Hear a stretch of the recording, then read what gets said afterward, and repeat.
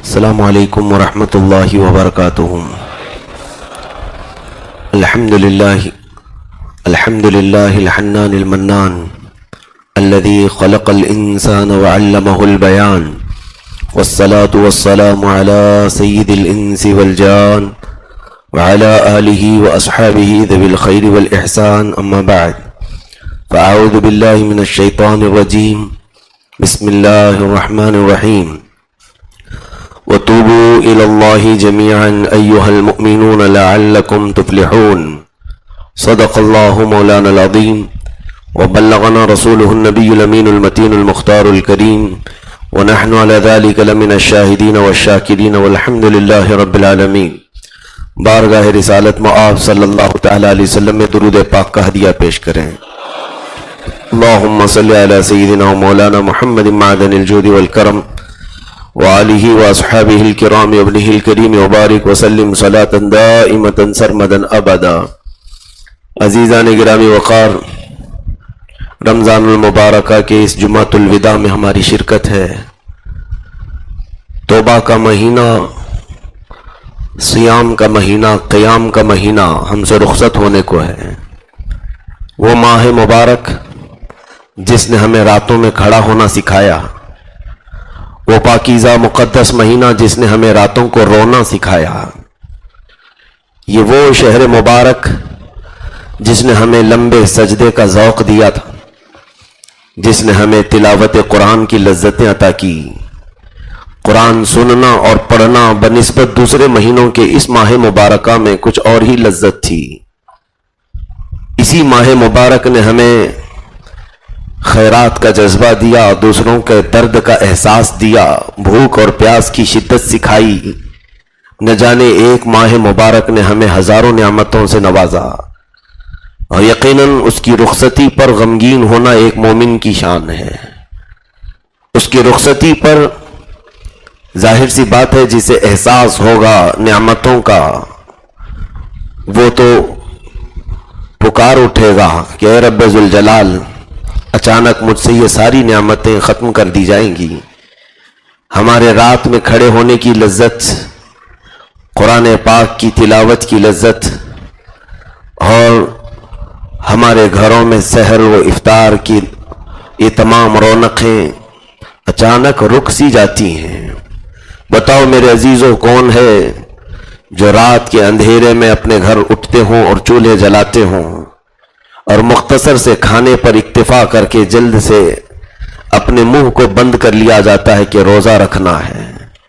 اور کون ہے جو سورج کے ڈھلتے ہی مغرب کا وقت ہونے سے پہلے پہلے اپنے دسترخوانوں پر بیٹھ جاتے ہوں؟ ہزاروں نعمتوں کو سامنے پڑی ہوئی دیکھ کر کے بھی میرے مولا کا انتظار کرتی ہے قوم کہ جب رب تعالیٰ کی طرف سے حکم ہوتا ہے اذان مغرب کا، تبھی ہم اپنے حلق کو تر کر سکتے ہیں۔ باقی ہزار ٹھنڈے پانی، ہزار پھل میوہ جات رکھے ہوں، ہمارا ہاتھ نہیں بڑھتا۔ یہ صبر ہمیں رمضان نے سکھایا تھا، یہ اپنے آپ کو روکنے کا جذبہ رمضان نے ہمیں دیا تھا۔ یقیناً اس کے جانے پر ایک مومن اشکبار ہوتا ضرور ہے، لیکن افسوس اس بات کا ہوگا کہ اگر رمضان کے جانے کے بعد بھی یہ اعلان ہو گیا مولا کی طرف سے کہ فلاں بن فلاں نہیں بخشا گیا، اس کے روزے منہ پر مار دیے گئے، اس کی عبادتیں ضائع کر دی گئیں، تو ہائے محرومی وائے حسرتا، مجھے بتاؤ پھر کس انتظار میں ہم اپنی زندگی کے دن کاٹیں گے؟ اور کون سی وہ گھڑی ہے جس میں بخشش کا اتنا بڑا دریا موجیں مارتا ہو؟ رب ذوالجلال کی ندائیں اور کون سی راتوں کو آنے والی ہیں؟ کیا آپ نے کبھی سنا ہے کہ لیلۃ القدر کے علاوہ یا رمضان کی راتوں کے علاوہ رب ذوالجلال اور سال بھر کی راتوں میں تمہیں بخشش کے لیے اعلان کرتا ہے؟ سوائے چند راتوں کے، لیکن رمضان کی ہر رات۔ حد تو یہ میرے عزیزوں، میرے آقا صلی اللہ علیہ وسلم فرماتے ہیں ہر رات لاکھوں فرشتوں کو مولا اتارتا ہے کہ جاؤ میرے بندے دن بھر بھوکے تھے، رات کو ان کی تفریح قلب کے لیے تم ان کے ارد گرد رہ کر انہیں ٹھنڈک پہنچاؤ۔ ہر رات لاکھوں فرشتے اتارے جاتے ہیں، اور پھر یہ حدیث پاک میں ہے جب جمعۃ الوداع آتا ہے، آخری رمضان کا جمعہ، رمضان کا آخری جمعہ، پورے رمضان میں جتنے فرشتے اترے تھے سب ایک ساتھ آج اتارے جاتے ہیں، اور انہیں حکم بھی ہوتا ہے کہ جو بھوکے اور پیاسے تھے ان سے مصافحہ کر کے آؤ، جو میرے لیے بھوک برداشت کرتے رہے ان سے مصافحہ کر کے آؤ۔ حدیث پاک میں ہے آج کے دن اللہ کے ملائکہ کئی لوگوں سے مصافحہ کرتے ہیں، اور پھر یہاں تک کہ فرشتے جب ہم تلاوت کرتے ہیں روزے کے عالم میں، دوسرے تو ہمارے قریب نہ آنا پسند نہیں کرتے ہوں گے، لیکن رب کا حکم ہوتا ہے اے ملائکہ اپنا منہ ان کے منہ سے لگاؤ، اپنا منہ ان کے منہ سے لگاؤ اور ان کی تلاوتوں کو اپنے منہ سے لے لیا کرو۔ ہم روزے کے عالم میں جس طرح کی بھی ہمارے منہ میں بو آتی ہو، لیکن اللہ رب العزت ہمارے لیے ملائکہ کو اتارتا ہے، یہ تمام تر نعمتیں اچانک ہم سے اٹھا لی جائیں گی۔ ہم بارہا کہتے رہے رمضان سے پہلے کہ یہ شہر غنیمت ہے، یہ ماہ غنیمت ہے، یہ فرصت کا موقع ہے، بار بار کسی کو نہیں دیا جاتا، اور چلو اب گزر رہا ہے رمضان، لیکن اگر اللہ کی بارگاہ میں یہ لکھ دیا گیا ہے کہ اس بندے کا یہ آخری رمضان ہے، اسی سال اس کی موت آنے والی ہے، کسی حادثاتی طور پر بھی موت آ سکتی ہے، کسی کو بیٹھے بٹھائے اٹیک آ کر موت آ سکتی ہے، تو پھر افسوس نہ کرے ایک مومن بندہ تو کیا کرے؟ میرے عزیزوں، جو بچے ہوئے دن ہیں میرے مولا کو منانے کے دن ہیں، یہ آخری جمعہ رب تبارک و تعالیٰ کی طرف سے اگر بخشش کا اعلان نہ ہوا تو بہت بڑی محرومی ہمارے ہاتھ آئی، بہت بڑی ہرما نصیبی ہمارے ہاتھ آئی۔ وہ کیسے کیسوں کو بخشتا ہے۔ میں یہاں پر دو چند باتیں آج عرض کرنا چاہتا ہوں۔ رمضان نے ہمیں کیا سکھایا تھا، رمضان نے ہمیں کیا دیا تھا۔ رمضان کا سب سے بڑا ایک اثر یہ تھا کہ ہمارے دلوں کو اس نے نرم کیا تھا، ہمارے دلوں کو اس نے نرم کیا تھا۔ بہت ساری چیزیں جو ہمارے اندر انا تھی، غرور تھا، تکبر تھا، ایگو تھا، اسے مار دیا تھا۔ ہم غربا اور مساکین کے ساتھ بیٹھ کر کے افطار کرنے میں بھی عیب نہیں سمجھتے تھے، ہم ان کے ساتھ بیٹھ کر کھانے میں کبھی اپنے آپ کو کمتر نہیں محسوس کرتے تھے۔ میرے عزیزوں، رمضان نے دوسروں کے درد کا احساس دیا۔ کیا تمہارے گھروں میں ایسا نہیں ہوا کہ کچھ پکایا گیا ہو اور تھوڑا سا زیادہ ہو جائے تو کسی مسکین کا انتظار کیا جا رہا ہو؟ کیا ہر گھر والے اپنے طرف سے کوئی صدقہ نہ نکالے ہوں؟ مسکینوں کا انتظار کرنا دنیا کے لیے میرا یہ چیلنج ہے۔ ہزاروں ویلفیئر سوسائٹیاں کیوں نہ ہو، بہت ساری ریلیف تنظیمیں کیوں نہ ہو، لیکن غریبوں اور مسکینوں کے درد کا احساس انہیں نہیں ہوگا، کیونکہ وہ نہ بھوکے رہتے نہ پیاسے رہتے ہیں۔ حقیقت میں اگر مساکین اور غربا کے بھوک اور پیاس کا احساس کسی کو ہو سکتا ہے تو مسلمانوں کو ہوگا، جو روزہ رکھتے ہیں، جن کی پیاس اور بھوک کی شدت انہیں بتاتی ہے۔ میرے عزیزوں، سیدنا عبداللہ ابن مبارک رضی اللہ تعالیٰ عنہ نے بہت بڑا میسج دیا تھا کہ رمضان المبارک کے لیے میں یہ خصوصیت کے ساتھ عرض کرتا ہوں، ہماری اصل عبادت دوسروں کا احساس کرنا، دوسروں کے لیے اپنے اندر فیلنگ محسوس کرنا۔ آپ حج کے لیے نکلے ہوئے تھے، عبداللہ ابن مبارک حج کے لیے نکلے ہوئے تھے، وہ برسوں سے پیسے جمع کر کے قافلے کے ساتھ جایا کرتے تھے، اونٹوں پر، گھوڑوں پر۔ آپ درمیانی راستے پر تھے، ایک جگہ جہاں آپ کا قافلہ پڑاؤ کیا۔ آپ دیکھتے صبح صبح کا وقت ہے، قریب میں کوئی غریب آبادی تھی، ایک جھوپڑی سے ایک چھوٹی سی ننھی سی بچی نکلی، 8 یا 9 سال کی بچی، وہ دوڑتی ہوئی آئی، کچرے کا ایک ڈھیر پڑا ہوا تھا، اس کچرے کے ڈھیر میں وہ کچھ سمیٹتی رہی اور ایک مری ہوئی چڑیا ملی، تو اس کے پر نوچ کر کے وہ آدھی چڑیا کھائی اور لے کر جانے لگی۔ ابن مبارک فرماتے ہیں مجھے تھوڑی سی گھن سی ہوئی کہ ایک مردہ پرندہ یہ بچی کیسے کھا رہی ہے۔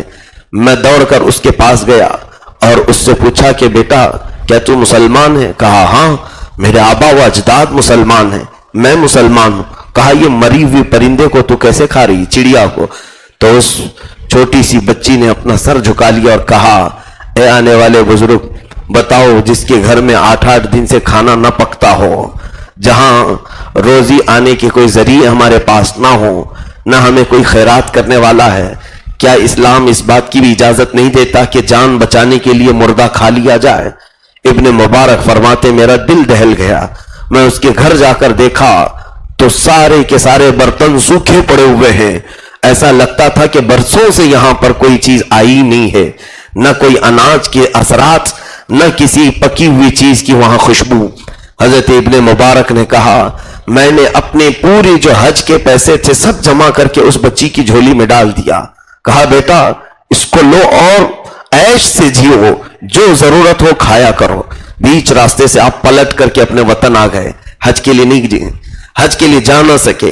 वापस जब आए तो बहुत सारे लोग जो हज के लिए जा चुके थे, फिर वो हाजी जब वापस आए, लोगों ने उनसे पूछा कि तुम्हारा हज कैसा हुआ, तो हाजी कहते थे हमारे हज का क्या कहना, हम तो अब्दुल्ला इब्ने मुबारक के साथ अरफात में थे, हम अब्दुल्ला इब्ने मुबारक के साथ मिना में थे, हम इब्ने मुबारक के साथ तवाफ़े काबा कर रहे थे, हमारे हज का ना पूछो, उनकी दुआओं के साए में हमने हज किया है। लोगों ने कहा तुम लोग कैसी बात कर रहे हो, हमने तो इब्ने मुबारक को हज के मौसम में उनके घर में देखा और तुमने उनके साथ हज कैसे किया।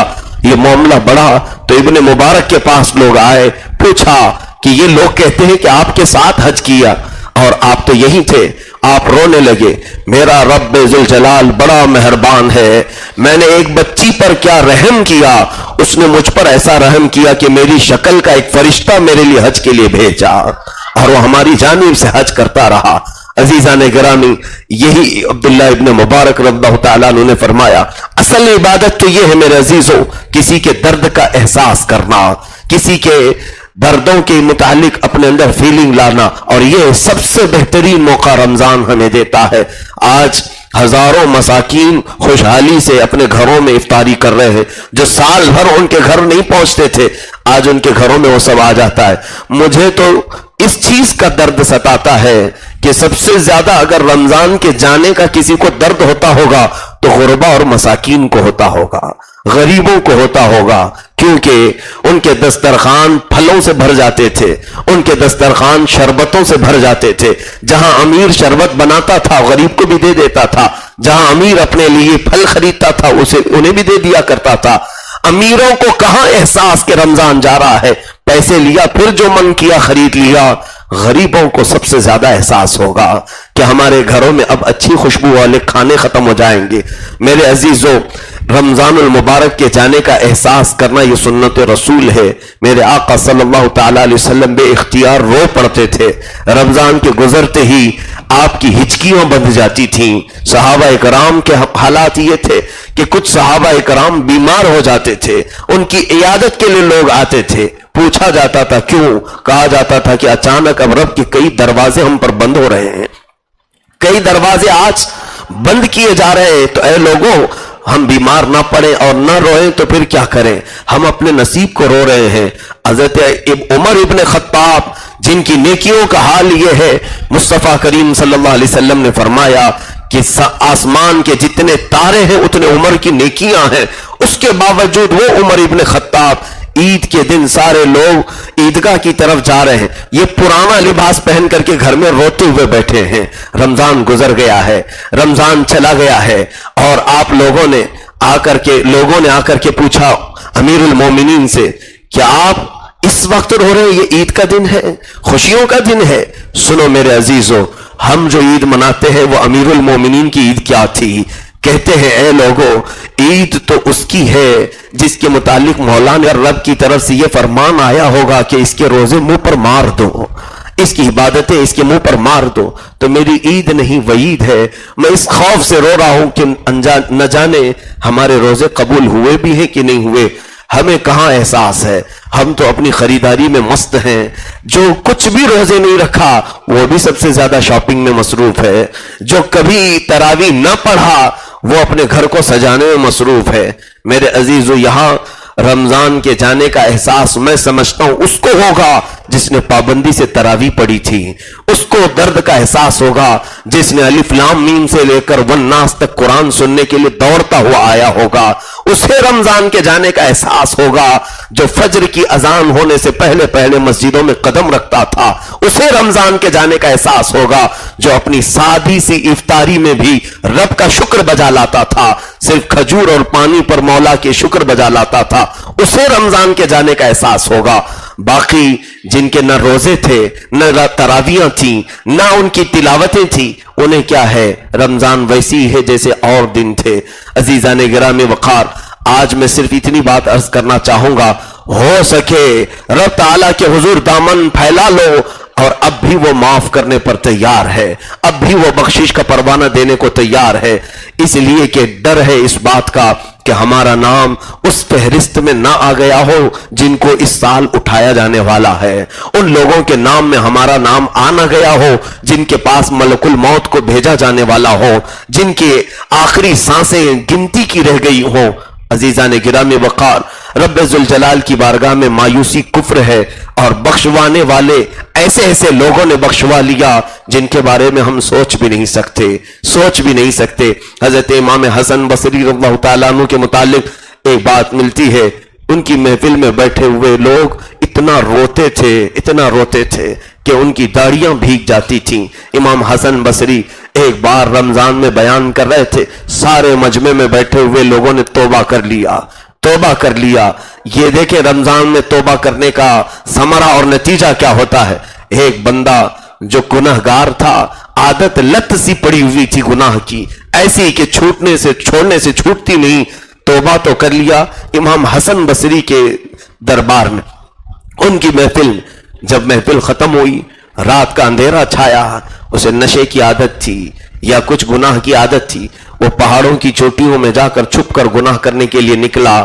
جیسے ہی یہ رمضان کے ختم کے دن تھے، یہ رمضان گزر چکا تھا، وہ اپنے گناہ کے قریب ہی گیا تھا، غیب سے ندا آئی، اے بندے کیا تجھے احساس نہیں، تجھے ہم نے حسن بصری کی محفل میں تو معاف کر دیا تھا، تجھے پوری طرح سے صاف کر دیا تھا، کیا تو ہماری اس رحمت کو ساتھ نہیں رکھنا چاہتا؟ وہ بندہ بے اختیار روتا ہوا وہاں سے نکل آیا۔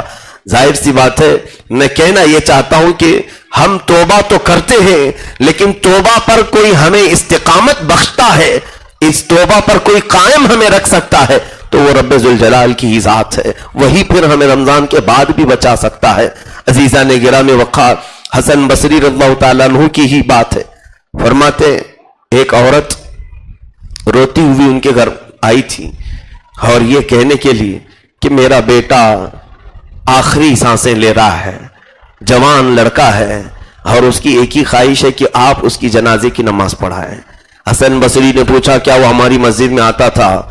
کہا اس نے نماز کوئی نہیں پڑھی، وہ روزے بھی نہیں رکھتا تھا، ہاں بس اس نے عیاشی بہت کی ہے، لیکن اے امام اب وہ توبہ کر رہا ہے، لیکن بستر پر ہے، اس کا علاج نہیں ہونے والا ہے، اس کی آخری سانسیں چل رہی ہیں، لیکن میرے بچے نے صرف مجھ سے ایک ہی خواہش کا اظہار کیا کہ آپ اس کی جنازے کی نماز پڑھاتے ہیں۔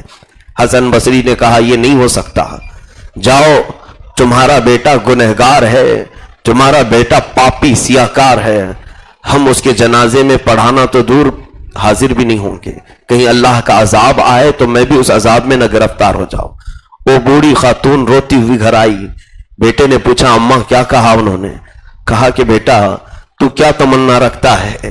تیرے گناہ ایسے ہیں کہ پورا مجمع جانتا ہے، پورا شہر جانتا ہے۔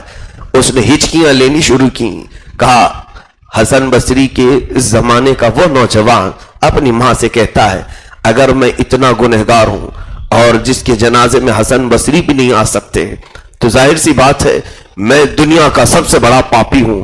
ماں اگر میری موت ہو جائے صرف میری آخری وصیت یہ ہے کہ میرے پیر میں رسی باندھ کر شہر کی گلیوں میں مجھے کھینچتا ہوا لے جانا، میری میت کو کھینچتے ہوئے لے جا کر کسی گٹر میں ڈال دینا، جیسے کوئی کتا مرے تو اسے کھینچ کر ڈالا جاتا ہے۔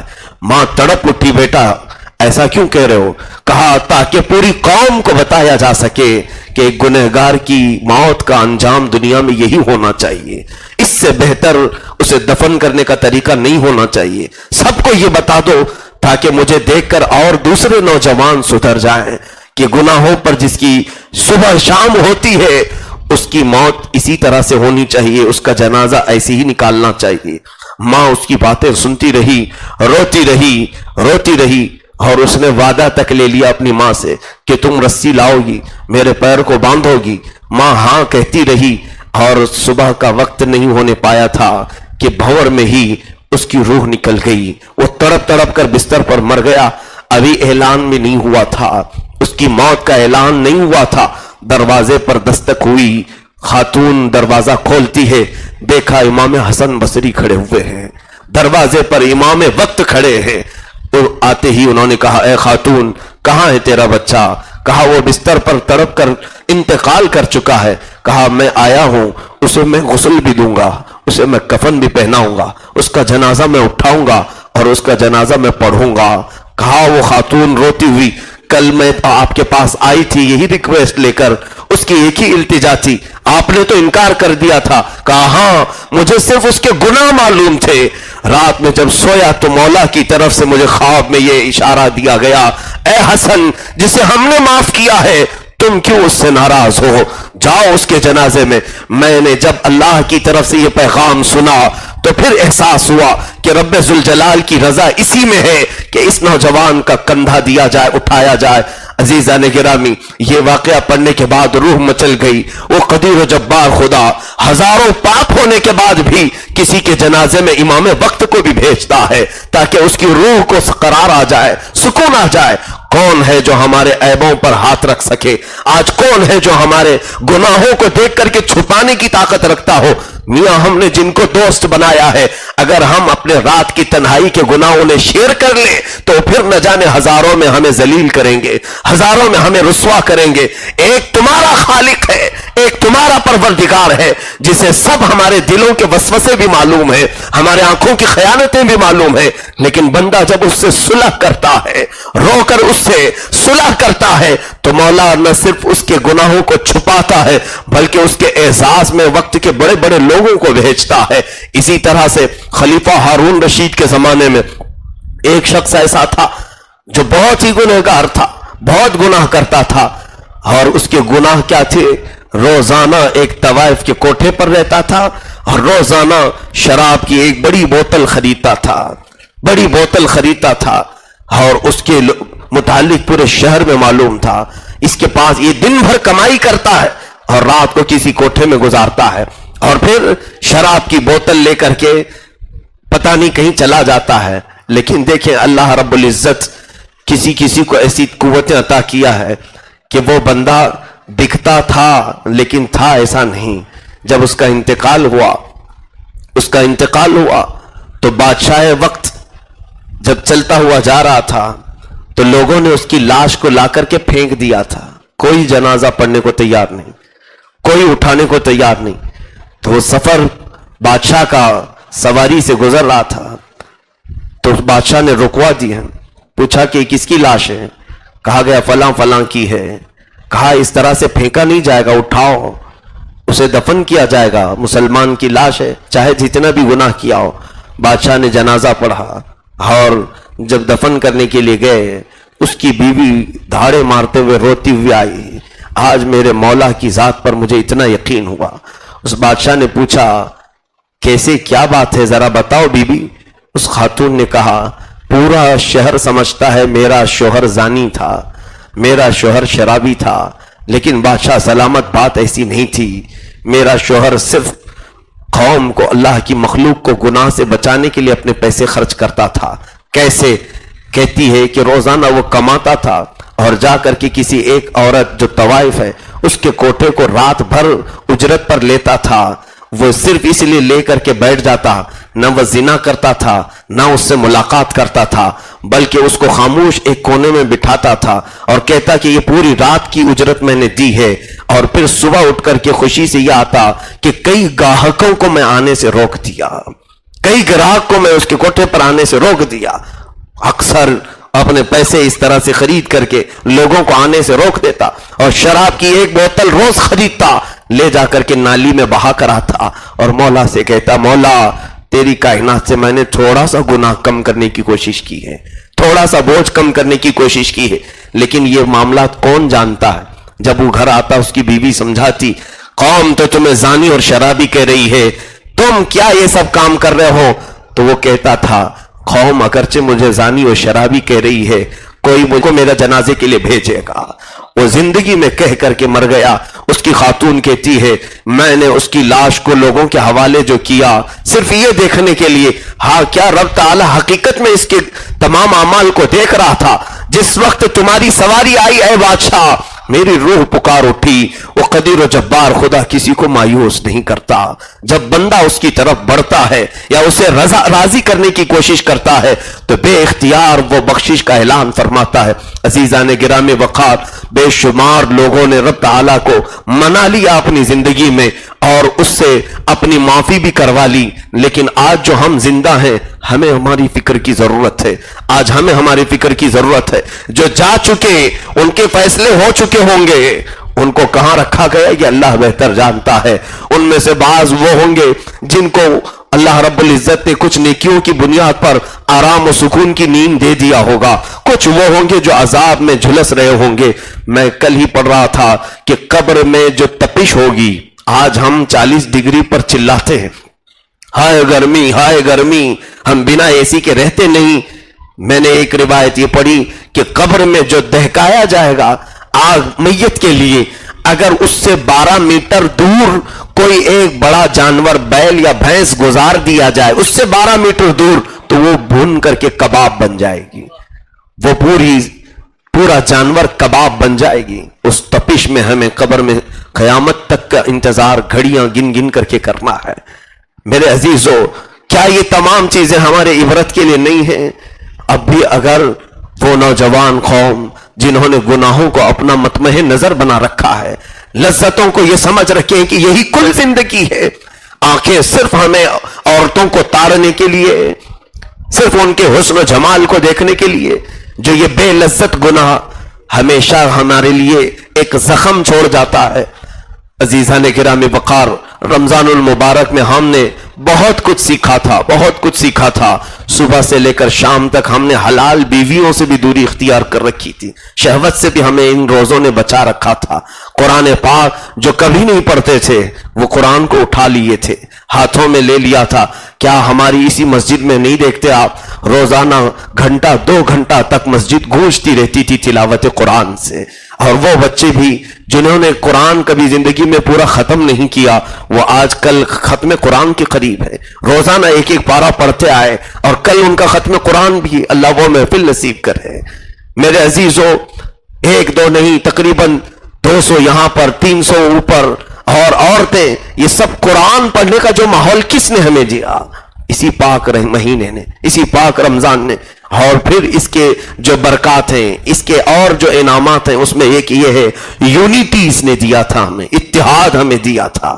ہم نے ایک دوسرے سے جھگڑنا چھوڑ دیا تھا، ہم ساتھ میں بیٹھتے تھے، ساتھ میں اٹھتے تھے۔ دوسرے دنوں میں دل سخت ہوتے ہیں، رمضان میں دل نرم کر دیے جاتے ہیں، ہم ایک دوسرے کو معاف کرنے کا جذبہ بھی سیکھتے ہیں۔ یہ تمام چیزیں ہمیں رمضان نے عطا کیا تھا۔ اے میرے عزیزو، رب تبارک و تعالیٰ کی بارگاہ میں اولیاء کاملین دھاڑے مار کر کے روتے تھے جب رمضان رخصت ہوتا، اور یوں کہتے کہ اے مولا، اگر ہماری زندگی کا خاتمہ تو نے لکھا ہے تو بس رمضان ہی میں عطا کر، رمضان ہی میں عطا کر۔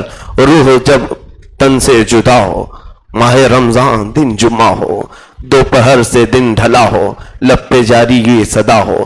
ہم تو یہ دعا کرتے ہی ہیں کہ باری تعالی ہمیں ماہ پاک میں موت نصیب فرمائے، اور جو اس رمضان میں انتقال کر گیا اس کے لیے میرے آقا صلی اللہ علیہ وسلم کی بشارت عظمیٰ ہے کہ مولا اسے قبر کے سوالات سے محفوظ رکھتا ہے، اسے قبر کے سوالات نہیں کیے جائیں گے، اور اس کے لیے آسانیاں ہوں گی۔ یہ سب احسانات، یہ سب برکات رمضان کی ہیں۔ تم 1 رکعت پڑھتے تھے، مولا 70 گنا اس کا ثواب۔ تم 1 روپیہ خیرات کرتے، 70 بڑھا کر کے دیے جاتے۔ کیا بعد رمضان یہ سب ملنے کو ہے؟ ہم جس چیز کی بھی نیکیاں کر رہے تھے ہمیں 2 گنا نہیں، 6 گنا نہیں، 70 گنا مل رہے تھے ہر چیز۔ ہائے افسوس، ہم نے کھیلوں میں اس رمضان کو گزارا ہے، ہم نے اوقات کو ضائع کیا ہے، ہم نے رمضان المبارک کو ایسی ہی کیئرلیس کیا ہے جیسے اور دنوں کی طرح۔ ان لوگوں کا کیا ہوگا جو رات بھر کیرم کھیلنے کے لیے رمضان کی راتوں کو لائٹنگ کرتے تھے؟ ان لوگوں کا کیا ہے جو پورے رمضان المبارک میں رات صرف شب باشی کرتے ہوئے اس لیے گزارتے کہ آؤ چند لوگوں کی غیبت کریں، چند لوگوں کی برائیاں سنیں؟ ان کے لیے یہ رمضان وعید بن جائے گا. قیامت کے دن جس کے حق میں جس کی شفاعت کرنے کے لیے رمضان آ گیا پھر اسے جنت میں جانے سے کوئی روکے گا نہیں. اللہ تعالیٰ کی بارگاہ میں رمضان کی شفاعت مقبول ہے. رب تعالیٰ اس کی شفاعت پر کئی لوگوں کو جنت عطا کرتا ہے. میرے عزیزوں، بخشوا لو مولا تعالیٰ کے حضور، اپنے وہ تمام عیبوں کو اس کے سامنے رکھو. یقیناً اس رمضان کی جو برکات تھی اس میں سے ایک یہ بھی ہے کہ رمضان نے ہمیں رونا سکھایا تھا. ہم تو صرف اپنی چیزوں کے کھونے پر رونا جانتے ہیں، ہم تو اپنے مال کے گم ہونے پر رونا جانتے ہیں، لیکن یہ پاک مہینہ ایسا ہے جو اپنے مولا سے دوری پر بھی ہمیں رلا دیتا ہے. رات کی تنہائیاں ہمارے ذکر کی شبوں میں ہم نے دیکھا ہے کہ بچوں کی آنکھوں سے آنسو کیوں جاری ہو جاتے ہیں، یہاں سجدوں میں دل کیوں تڑپ اٹھتے ہیں، روح کیوں کانپتی ہے. یقیناً یہ ماہ پاک ہمیں رب تعالیٰ کی وحدانیت کا ایک ایسا درس دیتا ہے کہ ایسا لگنے لگتا ہے کہ اب جبار خدا کی محفل میں ہم بھی کھڑے ہیں. اور برکت رمضان کی، میں تو صرف یہی کہتے جا رہا ہوں کہ کیا کیا چیزیں ہمیں رمضان نے دی تھی، صرف اس لیے کہ تمہیں احساس ہو کہ کیا چیز ہم کھو رہے ہیں، کیا چیز ہم سے جا رہی ہے، کون سی چیز ہم سے رخصت ہو رہی ہے. رمضان نے ہمیں ایک چیز اور خاص دی تھی، وہ یہ ہے بار بار دعا کرنا، بار بار مانگنا، رب تعالیٰ سے بار بار سوال کرنا. اتنی دعائیں کون سے مہینوں میں کی جاتی ہیں؟ افطار سے پہلے دعا، سحری کے بعد دعا، نمازوں کے بعد دعا، سونے کے وقت دعا، تراویح میں ہر 4 رکعت پہ دعا، پھر ختم ہونے پر دعا. یہ تمام دعاؤں کا ذخیرہ کرے. بندہ مانگنے کی عادت ڈال لیتا ہے مولا سے، اور رب تعالیٰ کو ایسے سائلین بہت پسند ہے. وہ ارشاد فرماتا ہے فرشتوں سے کہ جو مجھ سے مانگتا ہے اسے دے دیا جائے گا، اگر دنیا میں نہیں تو قیامت میں اس کا اجر اسے دے دیا جائے گا. اور جو نہیں مانگتا مولا اس سے ناراض ہوتا ہے کہ اس بندے کو اب میری حاجت نہیں رہ گئی، اسے اب میری ضرورت نہیں رہ گئی. مجھے بتاؤ میرے عزیزو، کیا ہم نے رمضان میں بہت نہیں مانگا اللہ سے؟ بہت ہم مانگتے رہے. تو یہاں عاجزی بھی رمضان نے ہمیں دیا، انکساری ہمیں رمضان نے سکھایا تھا، خود غرضی نہیں، منکسر المزاج بننا ہمیں رمضان نے سکھایا تھا. ہم بار بار رب ذوالجلال کے حضور شرمندگی کا احساس بھی کرتے رہے. اور جب بھی افطاری کے وقت بیٹھتے تھے کیا ہم یہ نہیں کہتے کہ مولا دن بھر میں جو کچھ ہو سکا ہم نے کیا ہے، قبولیت تیری شان پر ہے، قبولیت تیرے ذمہ کرم پر ہے؟ کیا ہم یہ نہیں کہتے تھے مولا جانے انجانے میں ہم سے خطائیں ہو چکی ہوں گی، تو اسے درگزر کر دے؟ یقین ہے جو بندہ اتنی مرتبہ رب تعالیٰ سے لگا ہوا تھا. اب مجھے بتاؤ جہاں یہ رمضان کا سورج غروب ہوا کون سی افطاری میں دعائیں ہوں گی، کون سے افطاری میں دعائیں ہوں گی، کون سی سحری میں اٹھ کر کے مولا سے مانگا جائے گا؟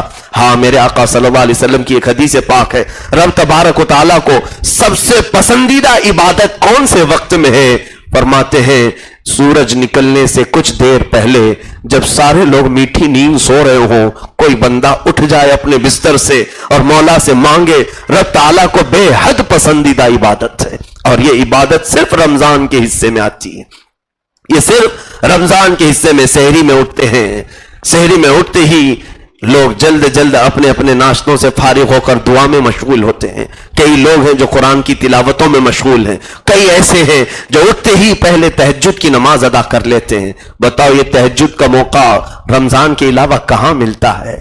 میرے عزیزو، بہت بڑی بڑی نعمتیں جو پاکیزہ ماہ نے ہمیں دیے تھے وہ چند ہی سانسوں کے بعد اب ہم سے ختم ہونے کو ہیں. عید کے دن کا انتظار وہ کر رہا ہے جسے ناچنا ہو، جسے خوشیاں منانا ہو. ہم تو عید کا انتظار نہیں کر رہے، مولا کی بخشش کا انتظار کر رہے ہیں. اے رب ذوالجلال اس وقت تک ہم پر سے رمضان کو نہ ہٹا جب تک ہمارے نام کی مغفرت کا اعلان نہ ہو جائے. اور آخری راتوں میں بھی اگر ہم بخشے گئے تو مولا یہ اس کا فضل و کرم احسان عظیم ہے. اے میرے عزیزو، آج کے دن کی ایک اور خصوصیت ہے. آج پوری دنیا میں عالم اسلام میں یوم القدس کے نام سے لوگ ایک دن مناتے ہیں. جمعۃ الوداع کو بیت المقدس کا دن منایا جاتا ہے، یوم القدس. یہ احساس دلانے کے لیے کہ آج قدس پر جو یہودیوں کا غاصبانہ قبضہ ہے اس کی ہم مذمت کرتے ہیں. قدس کل بھی ہمارا تھا، آج بھی ہمارا ہے، اور ہم بازیابی کے لیے بارگاہ الہی میں دعا گو رہتے ہیں. رب ذوالجلال ہمارا قبلہ اول ہمیں پھر سے عطا کرتے ہیں، یہودیوں کے پنجوں سے اسے آزاد کرے ہیں. وہاں پر جو بچے ہیں، وہاں پر جو چھوٹی چھوٹی سی بچیاں ہیں جو بلکتی ہیں، اللہ ہم ابھی سفر سے وہاں کیا ہے جارڈن تک تو میں گیا، ان ظالموں نے مجھے بیت المقدس کے داخلے سے روک دیا تھا، مسجد اقصی میں جانے سے مجھے روکا گیا تھا۔ خیر ظالموں کی آج حکومتیں ہیں، لیکن وہاں کے غربا اور مساکین کو ہم نے دیکھا ہے، جو مصر میں بھی آئے ہیں، جارڈن میں بھی آئے ہیں، ان کے لیے تو حالات ایسے ہیں کہ موت کسی بھی وقت ان کے سر پر ہے، کبھی بھی ان کے وقت پر ہے، سر پر ہے۔ اور اب تو ایسا ہو گیا ہے کہ ان کے ہاں موت کوئی معنی ہی نہیں رکھتی۔ تلواروں کے سائے میں ہم کہتے تھے کہ نمازیں پڑھتے ہیں مجاہدین، لیکن وہاں دیکھنے کو ملتا ہے ان کے سروں پر یہودی غاصب بندوق تانے کھڑے رہتے ہیں، وہ ان کی بندوقوں کو سائیڈ میں لگا کر سجدے میں چلے جاتے ہیں، وہ رکوع کرتے ہیں، ان کے سروں پر اس طرح بندوق تانے ہوئے سیکورٹی گارڈ یہودیوں کے کھڑے رہتے ہیں۔ چھوٹے سے بچے ہم نے دیکھا بندوق کو یوں ہٹائے اور رکوع میں چلے گئے، سجدے میں چلے گئے۔ ہم نے ان کی جواں مردی کو دیکھا، اور آج ان کے لیے بھی دعا کا وقت ہے میرے عزیزو، جو ملک شام میں بلا قصور کے مارے جا رہے ہیں، بغیر کسی سبب کے مارے جا رہے ہیں۔ امریکہ اور اس کے دہشت گرد حامی جتنے ملک ہیں، ان سبوں نے ملک شام کو ایک ٹرائل گاہ بنایا ہے، نیا بم بنا کر کے وہ آزماتے ہیں کہ کتنا یہ کام کرتا ہے۔ نہتے بچوں کو تقریباً 8 سے 10 لاکھ گھر وہاں کے اجڑ چکے ہیں۔ 8-10 لاکھ کوئی معنی رکھتا ہے؟ اتنے گھر اجڑ چکے، کتنی مائیں ایسی ہیں جن کو ان کے بچوں کی خبر ہی نہیں، کتنے بچے ایسے ہیں جن کو ان کے والدین کی خبر نہیں، وہ زندہ ہیں بھی یا نہیں۔ اور ہم نے دیکھا جارڈن میں ابھی ریفیوجی کیمپ لگایا گیا ہے، جو سیریا کے ملک شام کے نہتے مظلوموں پر جو ظلم ہوا وہاں سے وہ بے گھر کیے گئے۔ اتنا بڑا کیمپ ہے جہاں تک نظر ڈالو، اور کیسا کیمپ ہے؟ کپڑے کی جھوپڑیاں ڈال کر انہیں دی گئی ہیں، پناہ میں رکھا گیا ہے، سخت چلچلاتی ہوئی دھوپ میں وہ صرف کپڑے کی ایک جھوپڑی میں زندگی بسر کر رہے ہیں۔ میرے عزیزو، آج امت مصطفیٰ آزمائش کے دور میں ہے۔ ہم نے جو نعمتیں کھائی اور آرام سے سوئے، ہم نے اگر ان کا احساس نہیں کیا تو کیسا اسلام ہم نے لیا ہے؟ کیسے مسلمان؟ اللہ کے نبی نے تو فرمایا مومن کی مثال ایک جسم کی طرح ہے، پورے مومنین ایک جسم کی طرح ہیں، ایک عضو کو تکلیف ہو تو پورے جسم میں بخار آنا چاہیے۔ آج قدس رو رہا ہے، کسی صلاح الدین کا انتظار کر رہا ہے، قدس آج پھر سے کسی عمر ابن خطاب کے انتظار میں ہے۔ ہم میں کون پیدا ہوگا؟ یہاں تو بولنے کی کسی کو ہمت نہیں ہے، بولو تو اسے مار دیا جائے، دبا دیا جائے، قید کر دیا جائے، قتل کر دیا جائے۔ میرے عزیزو، آج ظلم کے خلاف کوئی بولنے کو تیار نہیں، سب کو اپنی حفاظت پڑی ہے۔ کائے کے لیے مصیبت میں اپنا سر ڈالیں خواہ مخواہ بول کر کے؟ اگر ایسا ہی رہا تو پھر وہی حال ہمارا ہوگا جو میں بارہا کہا کرتا ہوں، جو فارم مرغیاں ہوتی ہیں بہت ساری پنجرے میں بیٹھی ہوتی ہیں، قصاب ایک ایک کو نکالتا ہے، کاٹتا ہے، کوئی مرغی واویلا نہیں مچاتی، کوئی مرغی چیخ پکار نہیں کرتی، وہ مرغیوں کو قتل ہوتے ہوئے دیکھتی رہتی اور اپنے چرنے میں مصروف ہوتی ہے۔ یہی حال آج ہمارا ہے، ہم دوسروں کے کٹتے ہوئے دیکھ رہے ہیں، کسی کی کوئی آواز نہیں نکلتی، کوئی کہیں سے پکارتا نہیں۔ یہ تمام اسلامی ممالک پر جو بیٹھے ہوئے بادشاہ ہیں، ان سب کو یہودیوں کے سانپ نے ڈس رکھا ہے، یہودیوں کا زہر ان کے جسموں میں ہے۔ یہ کیا بولیں گے؟ ان کی زبان میں یہودیوں نے اپنا گڑ اور شکر رکھا ہے۔ میرے عزیزو، ان سب کا انتظار نہ کرو، بس بارگاہ الہی میں ہم توبہ کر کے ہم سے جتنا ہو سکے ہم مذمت کریں اور ایک میسج دیں کہ ہم ظلم کے خلاف کل بھی تھے، آج بھی ہیں، اور ہمیشہ ہم ظلم کے خلاف ہوں گے، چاہے ظالم ہم میں سے ہو چاہے ظالم کسی اور کمیونٹی سے ہو، ہم ظلم کے خلاف ہیں۔ مسلمانوں میں اگر کوئی ظالم کھڑا ہوا اس کی بھی ہم مذمت کرتے ہیں، اور اگر کافروں میں سے کوئی ظالم کھڑا ہے اس کی بھی ہم مذمت کرتے ہیں۔ آج یوم القدس ہے، دعا بھی کرے مولا تعالیٰ نہتے مظلوم مسلمانوں کو، خاص طور پر فلسطین، عراق، شام، یمن کے مسلمانوں پر رحم فرمائے۔ کریم خدا رحم الرحیمین، مولا یہ جمعۃ الوداع تیرے دربار میں ہاتھ اٹھانے کی اب ہمت نہیں مولا، اے کریم خدا تجھ سے وہ لوگ مانگے جنہوں نے تجھے راضی کیا ہو۔ مولا دعا کرنے کا حق اس کو ہے جس نے تیرا قرآن صحیح پڑھا، دعا کرنے کا حق اس کو ہے جس نے اپنے سجدوں میں تجھے یاد کیا ہو۔ اے رب ذوالجلال، ہم کس हिम्मत के साथ तेरे दरबार में हाथ उठाए, जिन्होंने सिर्फ रात के गुजरने का इंतजार किया, धूप लगती तो इफ्तार के इंतजार में बैठे रह जाते। ऐ करीम खुदा, हमने दर्दों का एहसास कम किया है, सिर्फ अपने खाने का इंतजार ज्यादा किया। इलाहुल आलमीन, सुना है तेरे हबीब करीम सल्लल्लाहु अलैहि वसल्लम ने हमें फरमाया है, तू अपने बंदों से 70 माओं से ज्यादा मोहब्बत करता है। ऐ करीम खुदा, आज जब हम भूखे होते हमारी मां 70 बार हमसे पूछ लेती है, बेटा खाया या नहीं खाया। हमारी भूख को हमारी मां बर्दाश्त नहीं करती। ऐ करीम खुदा रहम राहिमीन, हमने भूख और प्यास जो बर्दाश्त की फकत तेरी रजा के लिए, फकत तेरी रजा के लिए। इलाहुल आलमीन, हम तेरे दरबार में नेकियां तो कुछ ला ना सके, आज के इस जुम्मतुल विदा में हमारे 2 आंसू भी हमारी बख्शिश का जरिया बन जाए। मौला, जिनकी आंखें आज भीगी हैं उनकी आंखों को तू आग हराम फरमा दे, जहन्नम की आग उन सब के लिए हराम फरमा दे।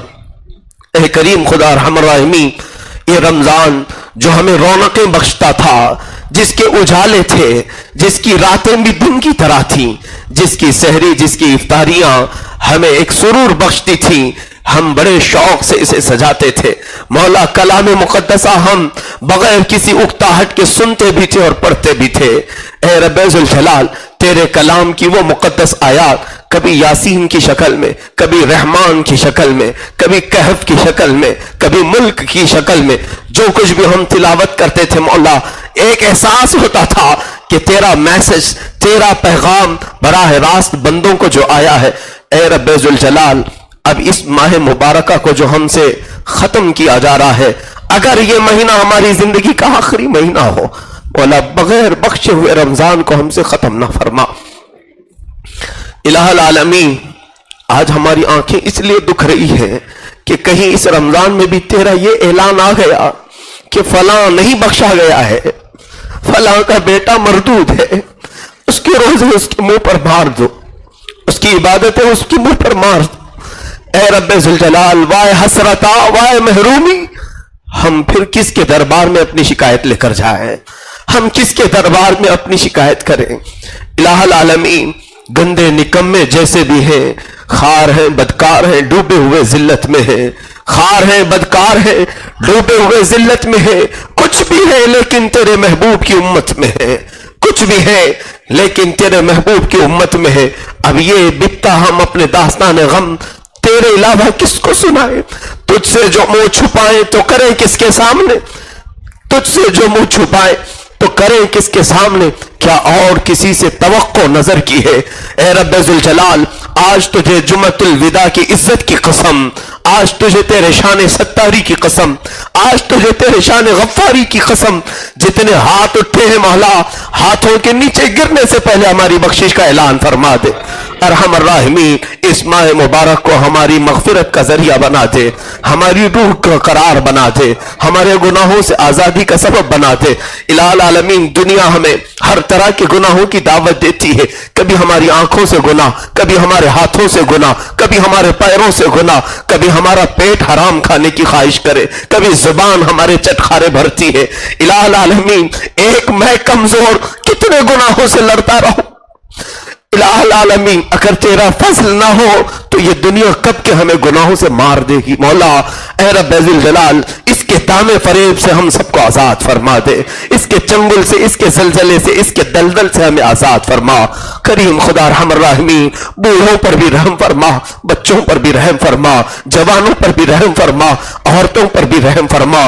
मौला, इस माह मुबारक में तेरे लिए जो बिस्तर पर पड़े हुए मरीज तेरी बारगाह में आस लगाए बैठे, कुछ तो मौत और हयात की कश्मकश में है मौला, अगर उनके हक में सेहत बेहतर हो तो उन्हें शिफा अता फरमा दे, अगर उनके हक में सेहत बेहतर ना हो तो बेहतर मामला फरमा दे। ऐ करीम खुदा रहम राहिमीन, कुछ हमारे पास छोटी सी बच्चियों की दरखास्तें आई हैं। 6 साल की बच्ची जिसे पूरे हाथ का कैंसर। ऐ रब्बे कदीर, एक गरीब घर जो कैंसर के इलाज का बोझ बर्दाश्त नहीं कर सकता, अरहम अर्राहिमीन, अगर वो तेरी आजमाइश में है तो मौला हम कमजोरों से तो आजमाइश ना ले, हम कमजोरों से तो इम्तिहान ना ले। कदीर हो जब्बार खुदा, तूने तो फरमाया لا یکلف اللہ نفسا الا وسعها، اللہ کسی جان پر اس کی طاقت سے زیادہ تکلیف نہیں دیتا۔ ارحم الراحمین، ہمارے کمزور جسم تیرے عذاب کو سہنے کے قابل نہیں، مولا بے سبب بے حساب ہم کو بخش کر کے جنت عطا فرما۔ اے رب ذوالجلال، اخیر میں صرف اتنی التجا ہے، ہم نے وہ آنکھیں رکھی تو نہیں ہے کہ سوال کرے، مگر پھر بھی تیری کریمی کی شان پر ہم آس لگائے صرف اتنا سوال کرتے ہیں، نہ جانے یہ آنکھیں کب ہمیشہ کے لیے بند ہو جائیں، ان آنکھوں کو ایک بار جمال مصطفیٰ عطا فرما دے، رسول کریم صلی اللہ علیہ وسلم کے دیدار سے مشرف فرما۔ وصلی اللہ تعالی علی خیر خلقہ محمد وآلہ وصحبہ اجمعین، وآخر دعوانا الحمدللہ۔